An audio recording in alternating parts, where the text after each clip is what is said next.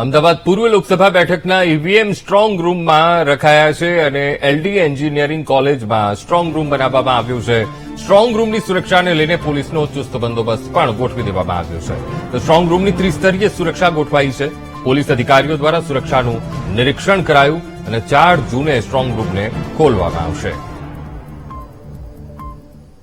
ગુજરાતની 25 લોકસભા બેઠક માટે ગઈકાલે મતદાન શાંતિપૂર્વક માહોલમાં પૂર્ણ થઈ ગયું છે અને ઈવીએમ પણ સીલ કરી દેવામાં આવ્યા છે. અત્યારે આપણે આવી પહોંચ્યા છીએ એલડી એન્જિનિયરિંગ કોલેજમાં કે જ્યાં સ્ટ્રોંગ રૂમ બનાવવામાં આવ્યો છે અને ઈવીએમ જે છે તે અહીંયા રાખવામાં આવ્યા છે. ચૂંટણી પરિણામને હજુ 1 મહિના જેટલો સમય બાકી રહ્યો છે, તેને કારણે આ ઈવીએમ સુરક્ષિત રહે તે માટે ચુસ્ત પોલીસ બંદોબસ્ત ગોઠવવામાં આવ્યો છે. સીસીટીવી દ્વારા જે રૂમમાં ઈવીએમ રાખવામાં આવે છે તે મોનિટરિંગ કરવામાં આવશે. કોઈ ગેરરીતિ ન થાય, કોઈ આક્ષેપો ન લાગે તે માટે ચોક્કસથી પોલીસ તંત્ર દ્વારા પૂરતી વ્યવસ્થા કરવામાં આવી છે. અત્યારે જે પ્રકારની સુરક્ષા ગોઠવવામાં આવી છે તેની તપાસ અત્યારે ચાલી રહી છે.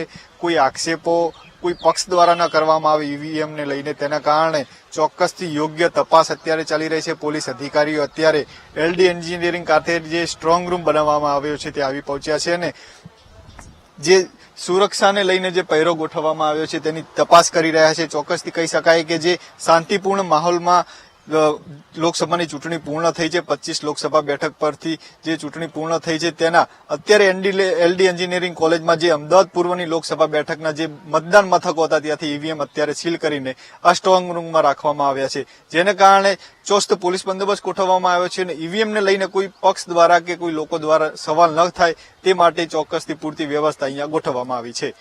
કેમેરામેન દશરથ ઠાકોર સાથે અપૂર્વ Sisodia, VTV news, Ahmedabad.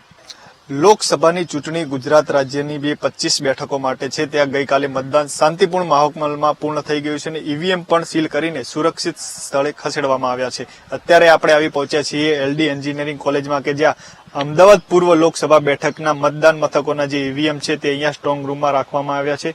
Strong રૂમમાં ચોક્કસથી પોલીસ બંદોબસ્ત ગોઠવવામાં આવ્યો છે. પોલીસ અધિકારીઓ તપાસ કરી રહ્યા છે. સુરક્ષાને લઈને જે કામગીરી કરવામાં આવી રહી છે, સુરક્ષા બંદોબસ્ત કઈ રીતનો ગોઠવવામાં આવે છે, વધુ કઈ રીતની સુરક્ષા આ ઈવીએમ રાખવામાં આવેલા સ્ટ્રોંગ રૂમમાં રાખવામાં આવે તેને લઈને પણ ચર્ચા વિચારણા કરી રહ્યા છે. અત્યારે અધિકારીઓ એલડી એન્જિનિયરિંગ કોલેજ ખાતે આવી પહોંચ્યા છે અને જે સ્ટ્રોંગ રૂમ છે ત્યાં તપાસ કરી રહ્યા છે અને સુરક્ષાની તૈયારીની અત્યારે જે છે તે ચકાસણી કરી રહ્યા છે. ચોક્કસથી કહી શકાય કે જે મતદારોએ જે ઉમેદવારોને મત આપ્યો હતો ને જે લોકસભા બેઠકના ઉમેદવારો છે કે તેના ભાવિ અત્યારે ઈવીએમમાં સીલ થયેલા છે, તેને લઈને ઈવીએમ પર કોઈ સવાલ ન ઉઠે તે માટે ચોક્કસથી અહીંયા તકેદારી રાખવામાં આવી રહી છે.